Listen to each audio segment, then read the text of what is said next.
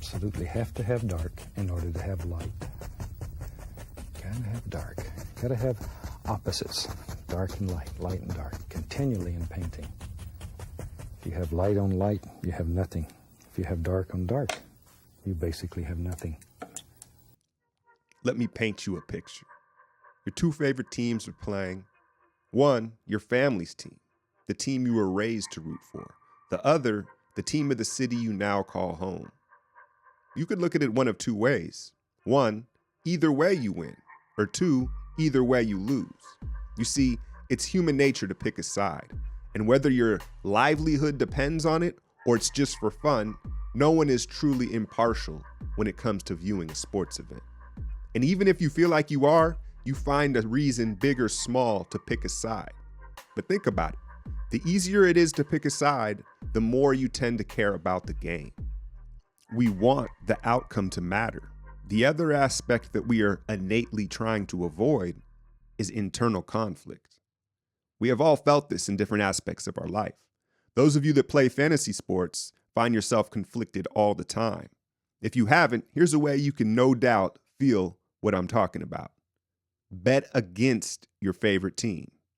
Now, it can't be so little that you still root for your team and not so much that all you care about is the money. So for some, it may be $20. Others, it could be $2. Either way, you get my point. Now sit and try to enjoy the game. I promise you can't do it. Why? Internal conflict. You're not sure what outcome you want. All of a sudden, the moments where you would normally celebrate are now just moments of anxiety. To simplify things, we as fans want to celebrate. And in order to get the most out of that, you got to pick a side. This is why the villain, the bad guy, the goon is such an important part of our enjoyment. You see, the villain is a quick elixir to internal conflict. He, she, or they make it easier for us to decide who to root for, especially when you don't really have a horse in the race. You may not be rooting for somebody, but you damn sure are rooting against somebody. Now that we've established that we actually need villains, let's take a look at why James Edward Harden Jr., the man you love to hate, has become the best villain in the NBA. In any movie or story, the villain may not reveal himself right away, but they always give you signs physically what they are. Harden fits the villain archetype. A big dark beard, emotionless eyes. Hell, his signature celebration suggests sorcery. And whether people want to acknowledge it or not, we initially judge by appearance. You see, we're wired that way in order to survive. If you were to ask a 5-year-old, who is the hero and who is the villain? They would instinctually pick out Harden as the villain. So, he looks the part, but what about his actions though? What's the saying? We fear what we don't understand. And let's face it, man, Harden is a hard read. Therefore, he's hard to relate to. I'm not going to dive into the rabbit hole on whether his moves are legal or not, but the fact that I have to say that lets you know how most fans feel. Again, this goes back to humans and how we are wired. Think about it. Throughout evolution, only the strong survive, and those traits get passed on from generation to generation. And if you were around in the early days of man, it would benefit you greatly to be able to recognize someone who was cheating or getting away with more than others.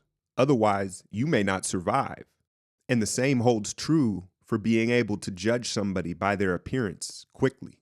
The bottom line is, through evolution, we are hardwired to make snap judgments based off appearance, as well as spot cheating or call out something that's unfair as soon as possible.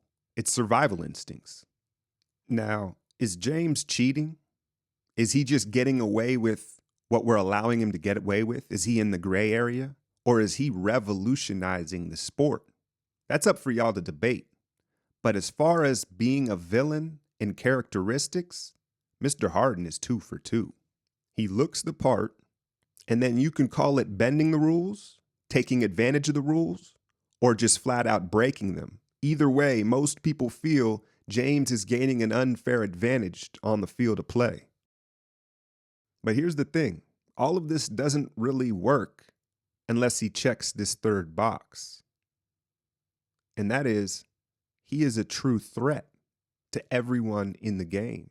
You see, you can look the part, you can try to get away with things, but if you're not good at it, you're not a threat and no one cares. I want the truth! You can't handle the truth! The truth is, James Harden is capable of defeating whoever it is you call a hero. And without that threat, the victories aren't as high and the losses aren't as low. We may think we want a steady, even experience as a fan. We really don't. It's the peaks and the valleys that keep us coming back. So when you put on a Rockets game, even if it's for a few minutes, appreciate him. Appreciate his seemingly untimable rhythm, his barrel-chested strength, impeccable balance, his unreadable aura, but most of all, his willingness to not only play the villain, but embrace it. So the next time, and there will be a next time, he rips your team's heart out, take comfort in the fact that it will be all that much sweeter to return the favor.